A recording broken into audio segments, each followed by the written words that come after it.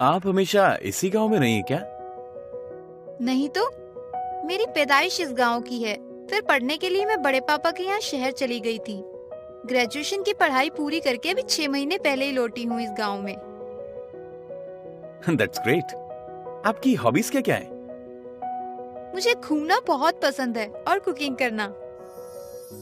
ओहो, by the way, खाने में क्या क्या बना लेती हैं आप? सब कुछ, और मैं लोगों को पागल भी बना देती हूँ। प्रतीक अपने माता पिता के साथ नैना के गांव उसके लिए रिश्ता लेकर आया था। गांव में रहने के बावजूद नैना के परिवार वाले काफी खुले दिल के थे। इसीलिए जब प्रतीक ने गांव के खेत खलिहान देखने की इच्छा जताई तो माँ पापा ने नैना को ही कह दिया कि जाओ इन्हें खेत खलिहान घुमा लाओ। दोनों बातें करते करते और खेतों के नजारे देखते देखते गांव से काफी दूर निकल गए थे। आपका गांव तो काफी सुंदर है। यहाँ की हरियाली बहुत अच्छी लगी मुझे। क्या आप पहली बार आए हैं गांव? बचपन में यार, जब तक नाना नानी थे ना, तब तक 2-3 बार बस। उसके बाद कभी जाने का मौका ही नहीं मिला। वो दोनों इसी तरह बातें करते करते एक कुएं के पास पहुंचे। वहां बहुत सारे लाल लाल टमाटर लगे हुए थे। नैना बैठकर टमाटर तोड़ने लगी और प्रतीक कुएं की मुंडेर पर बैठ गया। वो कुएं के अंदर झांकता है तो देखता है कि वो कुआं सूखा है, पर कुएं की दीवारों से पानी रिस रहा है।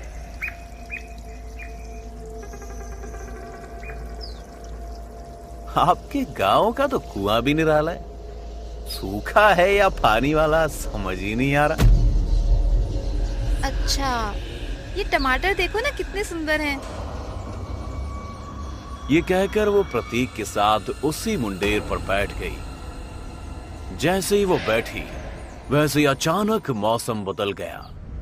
काले बादल छाने लगे, बिजली कड़कने लगी और बादल गरज गरज कर बरसने लगे। सब इतना जल्दी हुआ कि दोनों को कुछ समझ ही नहीं आया। देखते देखते कुआं पानी से भरने लगा और फनने लगा। आपके गांव में मौसम भी ऐसी अचानक बदल जाता है क्या? मैं भी आज पहली बार देख रही हूँ ऐसा तो। चलो भागते हैं यहां से। वो दोनों भागने के लिए पीछे मुड़ते हैं, तभी एक बहुत बड़ी सी चुड़ैल अचानक उनके सामने आ जाती है और खूब जोर जोर से हंसने लगती है और बड़ी ही डरावनी आवाज में बोलना शुरू करती है। तुम यहाँ आए तो अपनी मर्जी से थे, पर जाओगे मेरी मर्जी से। हा हा हा हा हा। अंततः मुझे शाप से मुक्ति मिल ही गई। उसको देखकर नैना और प्रतीक उल्टी दिशा में भागते हैं। ये देखकर वो चुड़ैल जोर जोर से हंसने लगती है। भागते भागते दोनों खेतों के बीच में लंबी लंबी फसलों की आड़ में छुप जाते हैं। थोड़ी देर में अचानक वो चुड़ैल उनके सामने आ गई। तुम कौन हो? मैं तुम दोनों का काल। हा हा हा हा हा। मैं पिछले कई महीनों से भूखी हूँ। आज मुझे तुम दोनों का भक्षण करके सुकून मिलेगा। भक्षण? हमारा? हमने क्या किया? हमारा कसूर क्या है? कसूर तो तुम दोनों का है। तुम दोनों यहाँ आए और मुझे शाप से मुक्ति दिलाई। तो तुम मुक्त हुई तो हमें धन्यवाद कहो ना। हमारा भक्षण क्यों करना चाहती हो?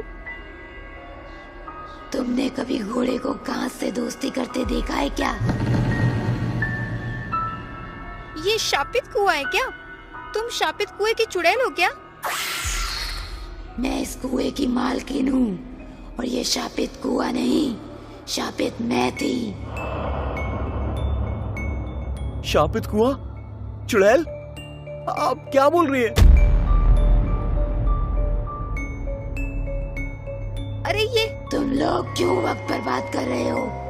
मैं भूखी हूँ, मुझे तुम दोनों को खाना है।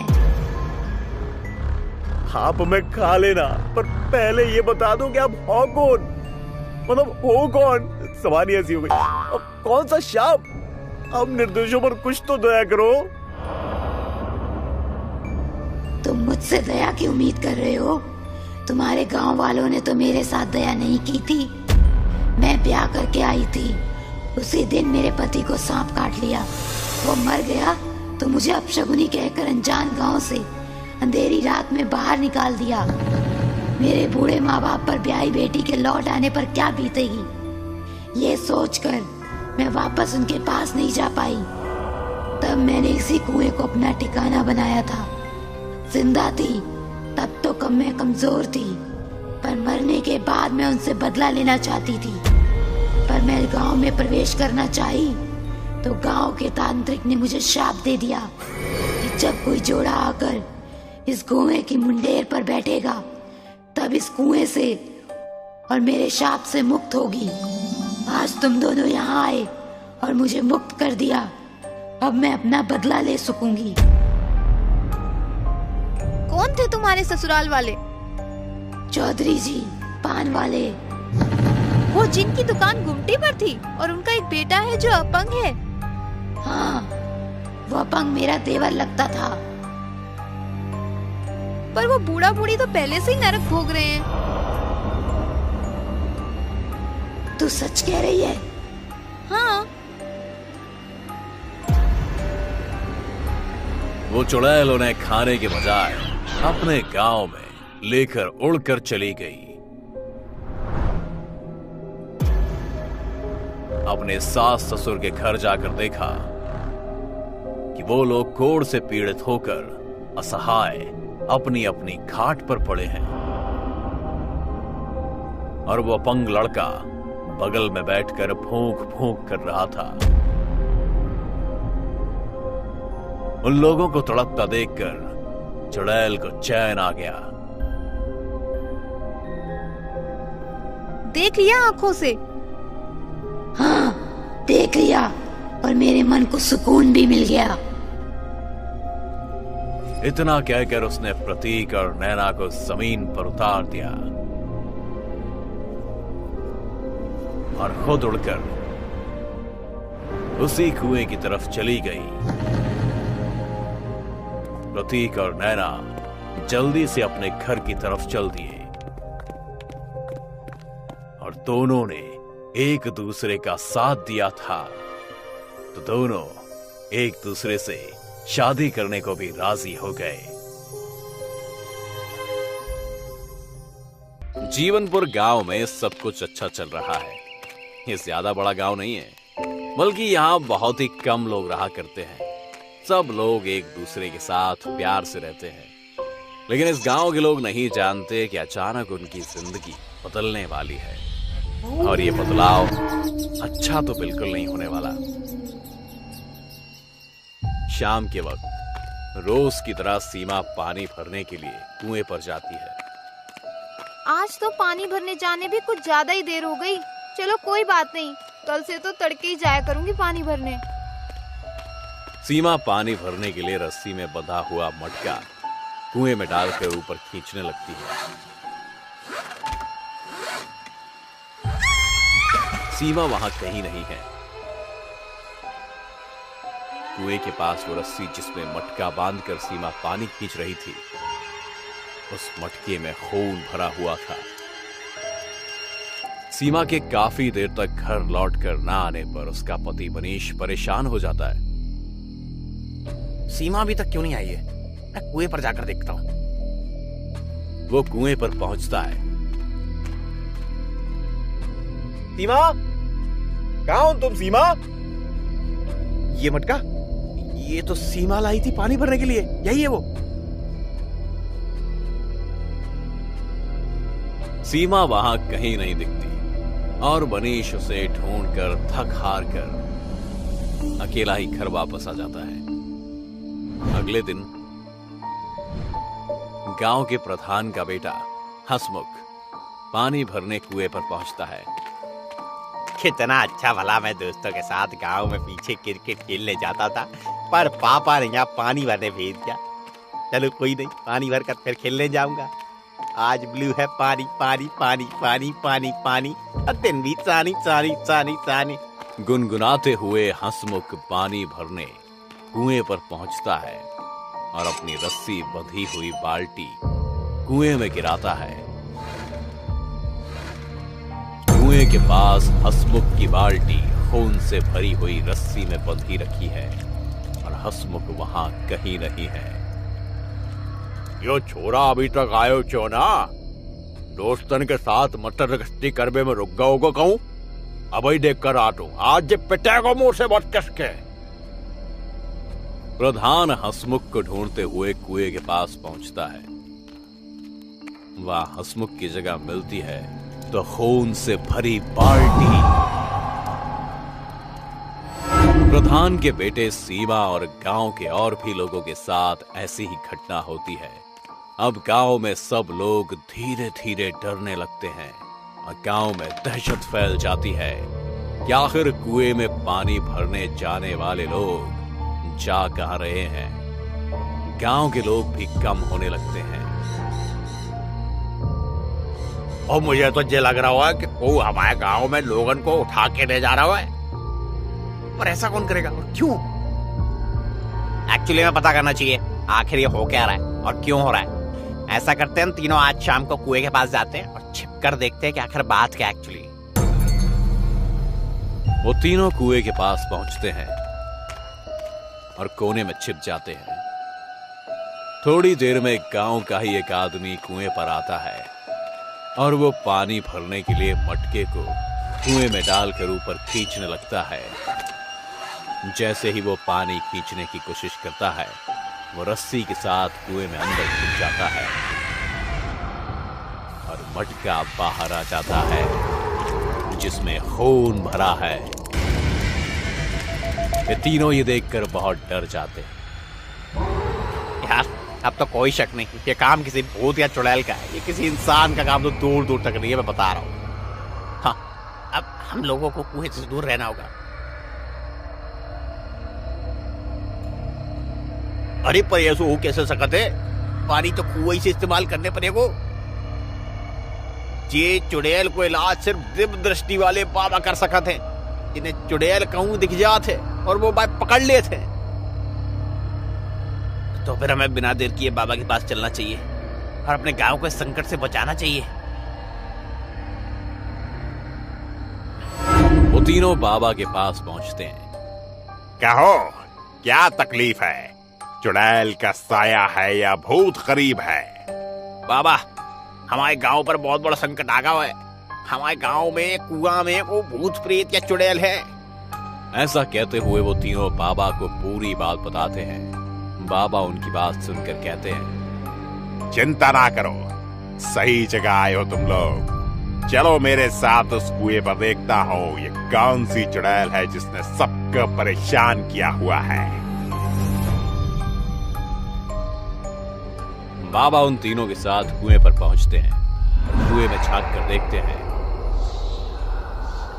चुड़ैल है इस कुएं में, बहुत शक्तिशाली, कई साल पुरानी चुड़ैल जो कहीं से भगाई गई है और इसलिए यहाँ पर अपना ठिकाना बनाया है इसने। चुड़ैल बाहर निकल आती है। सही कहा रे बाबा तूने। बड़ी दूर रहती थी मैं यहाँ से, लेकिन तुझ जैसे एक बाबा ने भगा दिया मुझे वहाँ से। पर अब तू मुझे यहाँ से नहीं भगा पाएगा। अब ये कुआं ही मेरा ठिकाना है। तू भागेगी नहीं, पकड़ी जाएगी, मेरी कैद में आएगी। बाबा चुड़ैल को पकड़ने की कोशिश करते हैं और अपने मंत्रों से उस पर प्रहार करते हैं, लेकिन बाबा का कोई भी प्रहार चुड़ैल पर कोई असर नहीं करता है। कर ली कोशिश, अब ले मेरे वार से बच। ऐसा कहकर चुड़ैल बाबा पर अपने नाखूनों से वार करते हैं। बाबा एक तरफ गिर जाते हैं। मेरा मंत्र इस चुड़ैल पर काम क्यों नहीं कर रहा? कुछ तो बात है जो उसकी शक्ति कम नहीं कर रही। तभी बाबा का ध्यान कुएं के पास रखे उन घड़ों पर जाता है जिनमें खून भरा है। बाबा तेजी से उठते हैं और एक घड़ा तोड़ देते हैं। समझ गया, इसी से ताकतवर हो रही है तू। अब नहीं बचेगी। सब लोग जल्दी जल्दी खड़े फोड़ो। नहीं नहीं, मैं कहती हूँ चले जाओ यहाँ से, मैं सबको मार डालूंगी। ऐसा कहते कहते चुड़ैल जमीन पर गिर जाती है। अब तो कुछ नहीं कर सकती। इधर आ, इधर आ। ऐसा कहते हुए बाबा चुड़ैल को एक बोतल में बंद कर लेते हैं, वहां से ले जाने लगते हैं। अब तुम लोग खुशी से रहो, ये फिर कभी लौट कर नहीं आएगी। ले जा रहा हूं मैं इसे और अपने साथ हमेशा के लिए रखूंगा। सब लोग बाबा का धन्यवाद देते हैं और फिर बाबा वहां से चले जाते हैं और सब पहले की तरह खुशी से रहने लगते हैं। सच में अगर एकजुट होकर कोई भी काम करे तो काम सफल जरूर होता है। मन भावन, जैसा नाम वैसा गांव। जो लोग यहाँ एक बार आते वो बार बार यहाँ आने के बारे में सोचते, और फिर सोचते भी क्यों ना, मन भावन गांव ही था इतना मन भावन। 1500 की आबादी वाले इस गांव में एक बहुत बड़ा और पुराना किला था।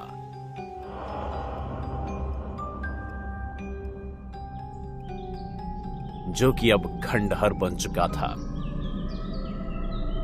यह शूटिंग के लिए बिल्कुल उपयुक्त जगह थी।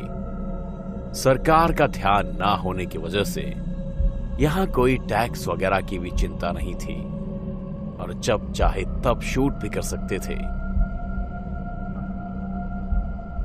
यह किला अंदर से भूल भुलैया की तरह था। अगर कोई अनजान व्यक्ति अंदर खो जाए तो बाहर निकलना मुश्किल था। अमित और अनन्या अपने फोटोग्राफर के साथ यहां प्री वेडिंग शूट के लिए आए थे।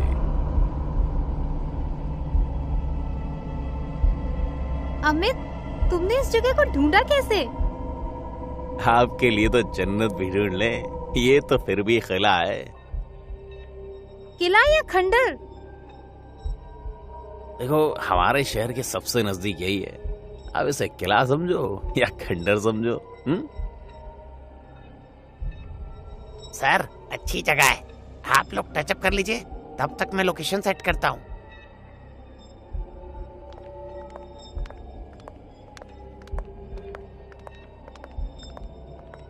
वो लोग रेडी होकर किले में जैसे ही प्रवेश करते हैं, वैसे ही एक बड़ा सा चमगादड़ अनन्या के सर के नजदीक से निकल जाता है। ओह माय गॉड, ये क्या है? तू इतनी डरपोक हो? अरे मैडम, चमगादड़ था, ऐसी जगहों पर रहते ही है। अच्छा, यहाँ इतनी गंदी बदबू क्यों आ रही है?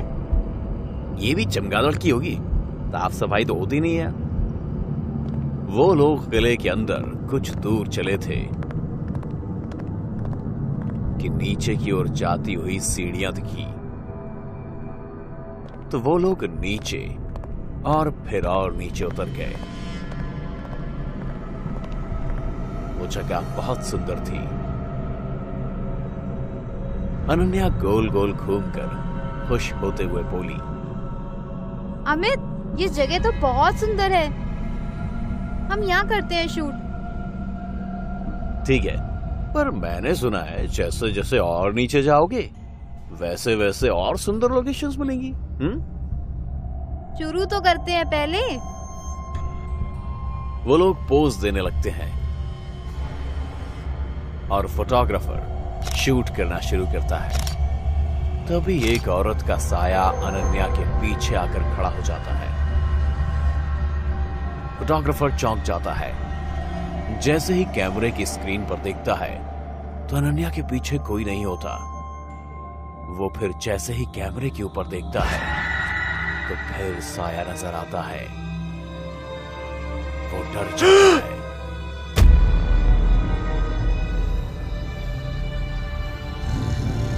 वह कौन है? कहाँ कौन है? ये जगह जितनी सुंदर है उतनी डरावनी भी। तुम लोग प्लीज डराओ मत। सर मैं तो जा रहा हूँ, आप लोग किसी और को बुला लो।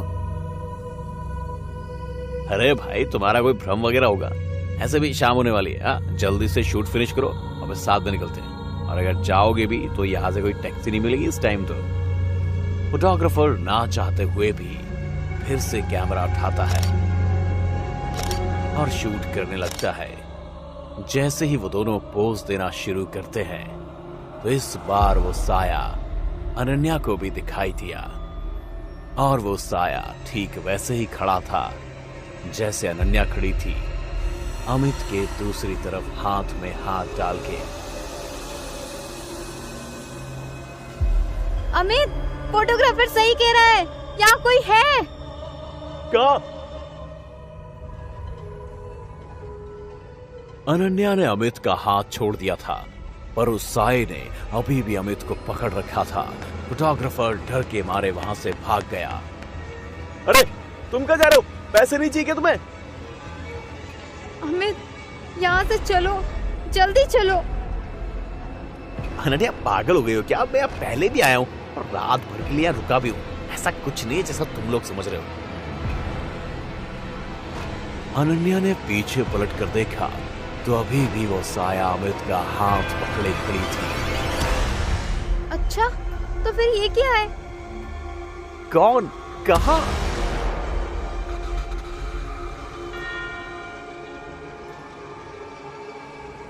तभी वो जगह हिलने लगती है। कहीं कहीं से वो खंडर ढहने लगता है और वो साया अब अमित को भी दिखने लगता है। आसपास के कमरों से लोगों के चिल्लाने की आवाज आती है। भागो, ये खंडर ढहने वाला है, भागो, ये खंडर ढहने वाला है, भागो, ये खंडर ढहने वाला है।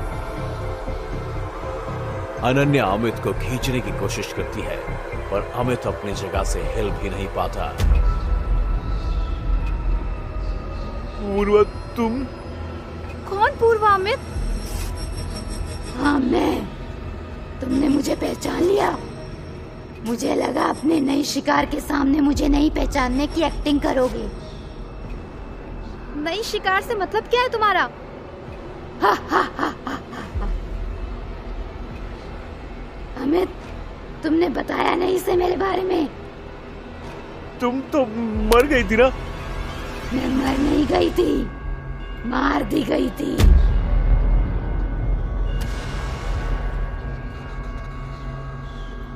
अनन्या शॉक्ड हो जाती है और घबराते हुए बोलती है, ये तुम लोग क्या बातें कर रहे हो?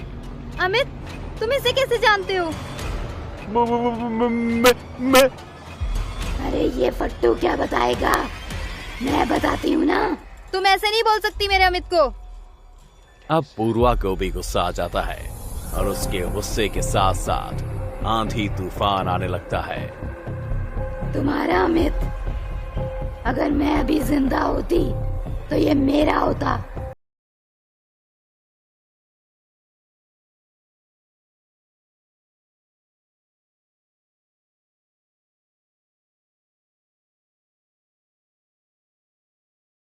वो अनन्या का हाथ पकड़कर सीढ़ियों की तरफ भागा, पर खंडर के ढहने की वजह से जो पत्थर गिरे थे उसकी वजह से सारा रास्ता ब्लॉक हो चुका था। देखो, तुम जो कोई भी हो, अमित को माफ कर दो। तुम्हें जरूर कोई गलतफहमी हुई है। अमित ऐसा नहीं है। अमित कैसा है यही तो बताने आई हूँ। तुम मत घबराओ, मैं तुम्हें कुछ नहीं करूँगी। मैं तो तुम्हें इस दुष्ट के चंगुल से छुड़ाने आई हूँ और अपना बदला लेने। मुझे माफ कर दो पूर्वा, तुम्हारा दिल बहुत बड़ा है ना, प्लीज मुझे माफ कर दो। माफी? और तुम्हें? अनन्या, ये बहुत बड़ा जालसाज है। तुम्हें शादी का झांसा देगा, अपने प्यार में फंसा के, किसी से तुम्हारी कीमत वसूल के तुम्हें उसे बेच देगा, है ना अमित? कितने में सौदा किया इस बार? ये क्या बकवास है? Ananya, I am sorry. मैं पहले ऐसा करता था पर अब नहीं। जब से तुमसे मिला हूं, तब से ये सब बंद कर दिया है। तुम जैसे इंसान को जिंदा रहने का कोई हक नहीं है अमित। कितने ही मासूमों की जिंदगी इसने बर्बाद की है। अगर यह जिंदा बचा तो ना जाने और कितनी लड़कियों का सौदा करेगा। पूर्वा ने गुस्से से छत को देखा और उस खंडर का एक टुकड़ा अमित पर गिरा और वो वहीं ढेर हो गया।